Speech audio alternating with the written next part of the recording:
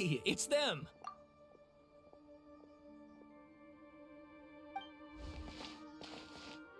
Akaba, Sawada, you're still here?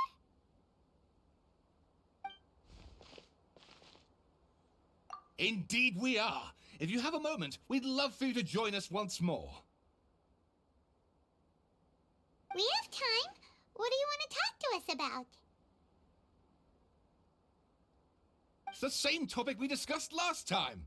Obviously. Still looking for more info about Tatara Suna, huh? Should we join them?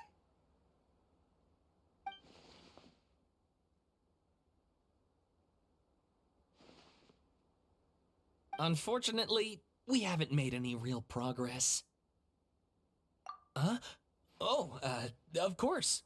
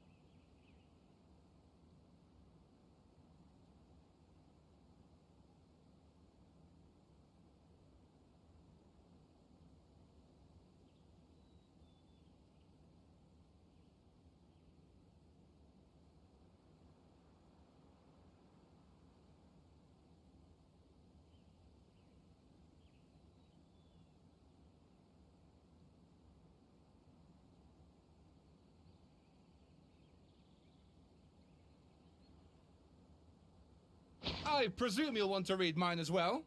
Here.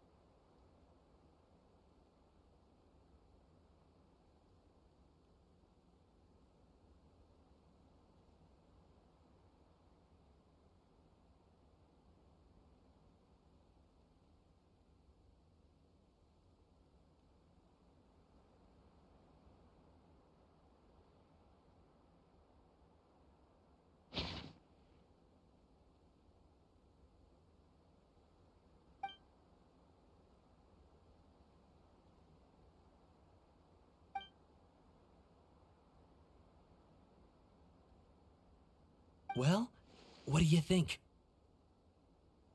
Hey, Traveler. Remember how last time Akaba was saying how he wished he could gather more information about all this? Well, we just got back from Inazuma. So how about we tell them what we learned? What did you find out?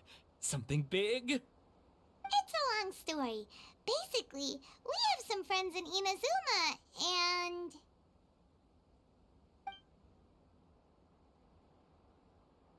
Wow, so many new details. Thank you so much for sharing that with us. Well, well. So it all comes down to one man's desire for revenge. Huh. You heard this from a member of the Armanoma clan, you say? Then I guess it must be true. Ugh. So there's no ghost story here after all.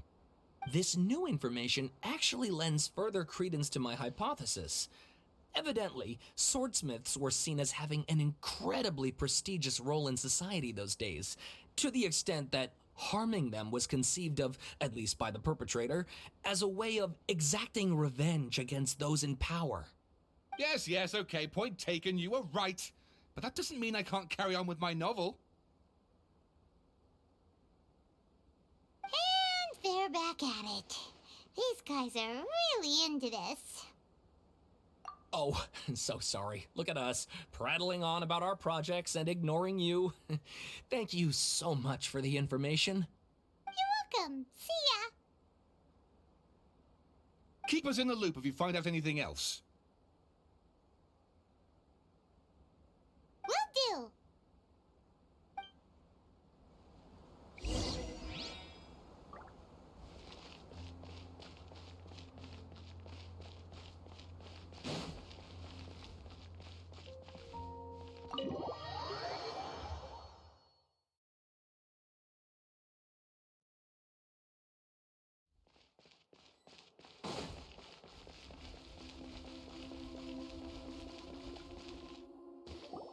Nahida, we're here! Traveler, Paimon, how have you been? Ugh, where to start? Paimon hasn't had a moment's rest this whole time. That night, we ended up chatting and chatting until suddenly the sun was up. And then he decided he wanted to go to Inazuma. The Balladeer? This sounds like some kind of code name.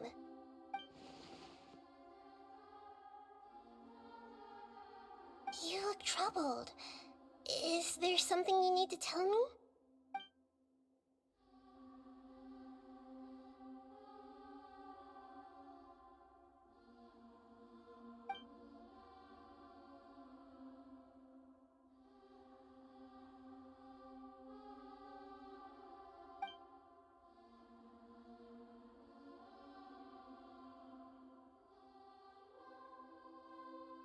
Traveler? Hey, what's wrong? You look so upset.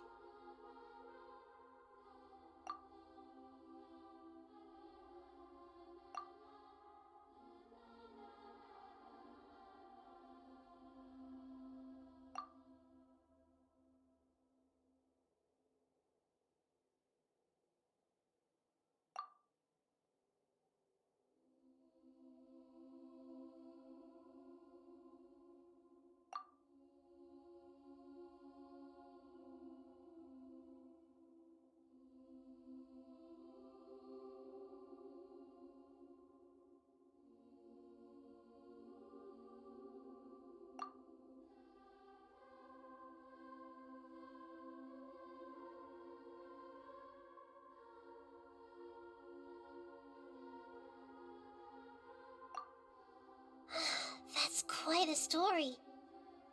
So, this puppet known as the Balladeer erased himself from Irminsul, hoping that he could change the past. But how was he even able to do that?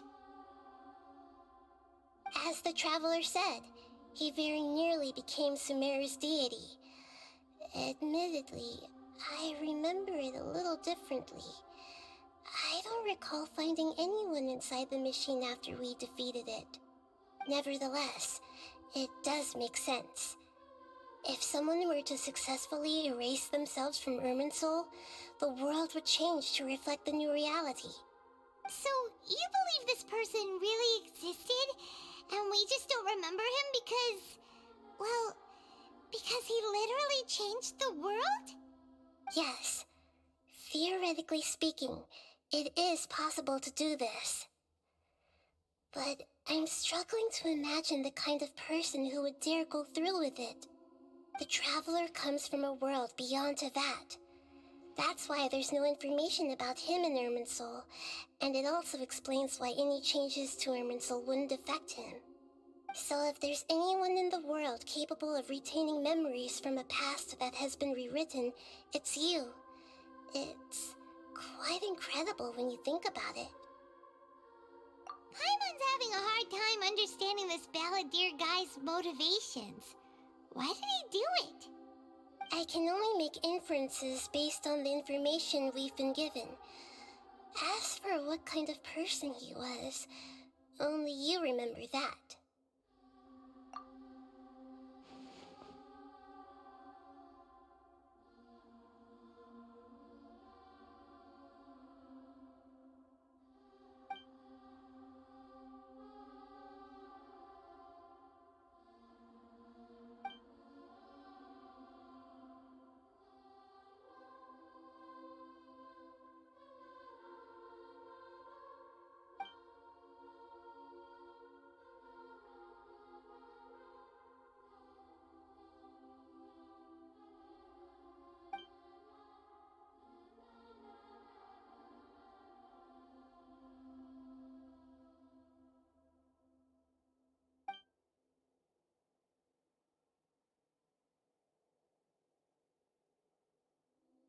Something else worrying you?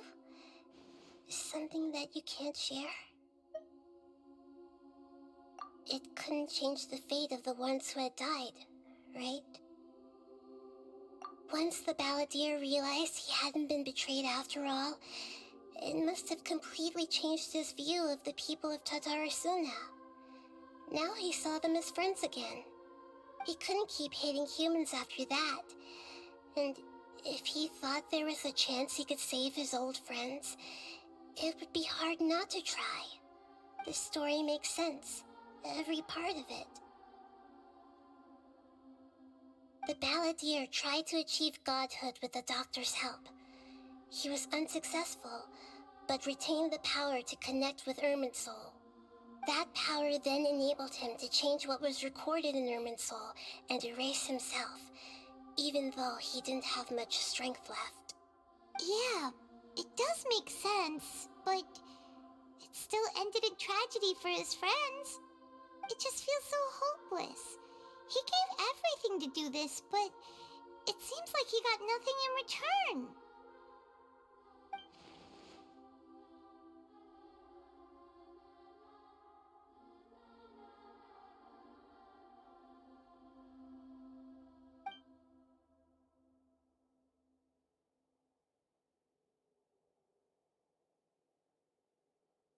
Please wait a moment. I want to check something. Found it. This should be the one. It turns out that I have a strange way of confirming everything he has told us. What is it? A record from a personal collection. It was tucked away in a corner. You should take a look.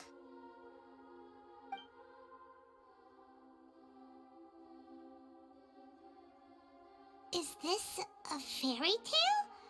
Who wrote it? I authored this record myself. Huh? You wrote a fairy tale that somehow has something to do with the Balladeer? When combined with the Traveler's narrative, it's clear that this story is an allegory. Everything in it is a symbol for something else. Hold on. So this record survived from the past? Yes. Any information about the Balladeer or the Kabuki Mono and other records will have been changed. But I wrote this story in a way that means it was left intact. Changing the information in Irminsul changes to that. But Irminsul can't change information that was well hidden in advance. I guess I must have written this story as a backup before the Balladeer entered Irminsul. That's incredible! What a great idea! And sending the Traveler into Irminsul with the Balladeer must have been a further precaution. I knew he'd remember everything. This story is abstract enough that it still resonates with the present information recorded in Irminsul. But if we connect all the different pieces together, the true story that emerges is the one he told us, the now erased life of the Balladeer.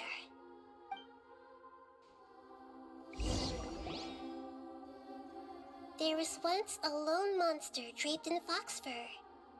The monster found a family of foxes, joined them, and they became friends. The monster lived with the family day and night, and everyone treated it as one of their own. Once in a while, the monster would take off its fox fur at night and lament to itself as it gazed at its reflection in the water. I am a monstrosity, yet they are too foolish to see it. I pity them. But the monster soon found solace when another came to live among the foxes who was not their kin. A kitten, carved from the wood of a white tree who had been abandoned by the humans.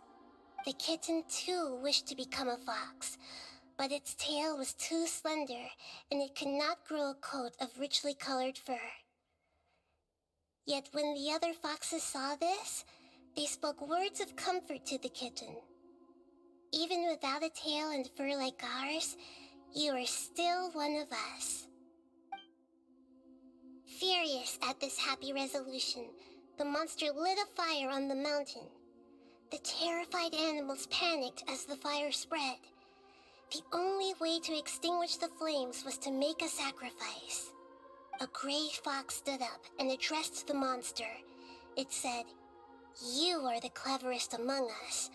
Surely you can help us find a way to solve this." The monster smiled, led the fox toward the fire, and murdered it. The gray fox's heart was turned into a beautiful drop of water, clear, spotless, and pure. The monster gave the heart of water to the kitten, telling him, "The foxes have decided. You are the one who must be sacrificed. Take this, quench the flames, and die for your fox kin." The fire was extinguished, but the kitten lived. It left that side of the mountain and found a little bird who had a broken wing. The two promised they would spend their whole lives together, but the little bird did not have long left to live. It passed away soon after. After burying the bird, the kitten left the mountain for good. Never again would it cherish a single creature, nor a single blade of grass that stood on that mountain. The kitten spent the nights wandering aimlessly, gnashing its teeth at the moon. How it wished to swallow the moon and devour the moonlight. If the world could only return to darkness, then it would finally be peaceful and content. I will become the new moon, the answer to everything. Then, no one will know that there were once birds, foxes, and cats in this world. And no one can know that they were different.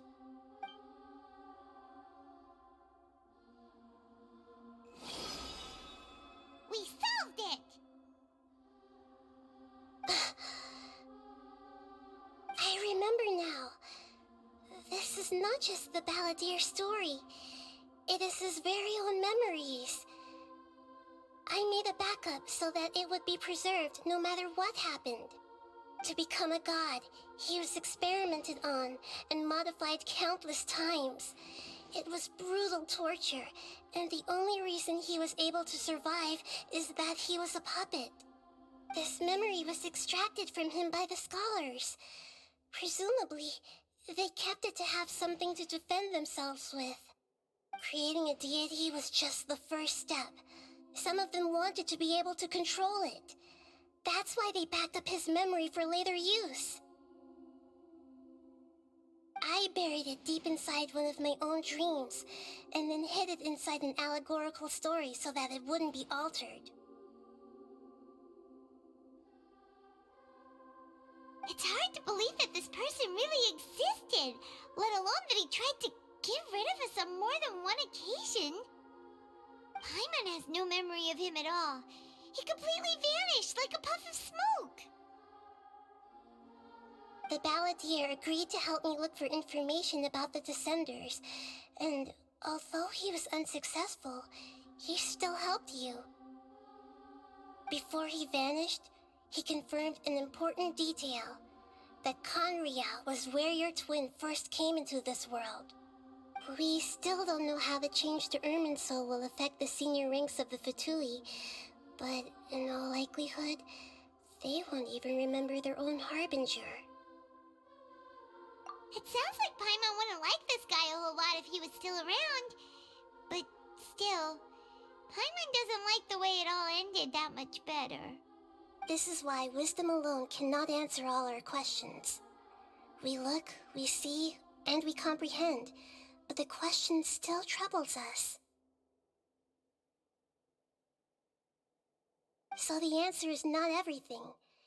People yearn to find the truth and then conquer the troubles they face. When you give someone the truth, you give them a chance to choose their own destiny. To others looking on, this may seem like a pointless endeavor, but for him, the chance to act on his desire to disappear must have meant a lot. Never forget that even when we walk beneath dark clouds along a road filled with suffering, the light of wisdom is always there, guiding us toward a better destination. And that is what you have been doing all along. Yeah, Nahida's right. Cheer up! How about we go get something to eat? We can pick up this heavy conversation again later. Good idea. Paimon, why don't you take him out for a walk to clear his head? You got it! Come on, Traveler! You need to get out of your head for a while. You'll feel much better after taking a walk. Let's go get a snack from one of the stalls in the Grand Bazaar! That'll be sure to lift our spirits! It must be really tough being the only one who remembers all that, but Paimon's always here to help cheer you up.